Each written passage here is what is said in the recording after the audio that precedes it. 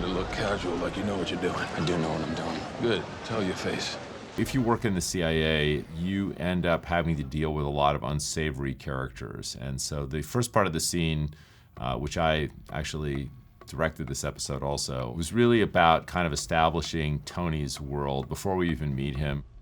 Bringing John into this world that he is so unfamiliar with, and he is so uncomfortable here, and John really does a great job selling that. His skin is crawling. This is against everything that Jack Ryan stands for. And in contrast to that, you have James Greer and the younger CIA case officer behind him. This is business as usual for them.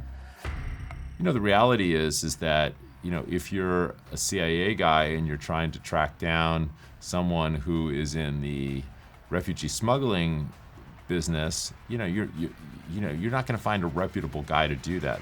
He's the man I told you about? I'm Tony. Jim, this is Jack. My pleasure.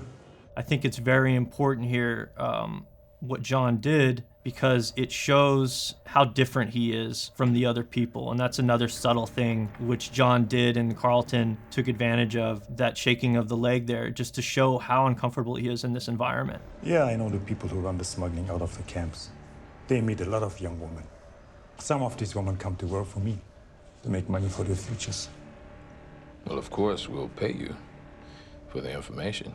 This is also a very research-based thing, that money goes a long way in solving a lot of these problems. People aren't making these decisions out of altruism. Money talks and gets things done in these kinds of investigations. Greer probably doesn't like this guy any more than Jack does, but he's a lot better at hiding it. He knows that there's a bigger mission and there's a bigger goal at hand. And if they want to achieve what they came here to achieve, you're going to have to kind of set your morals aside. And Jack hasn't learned that lesson yet.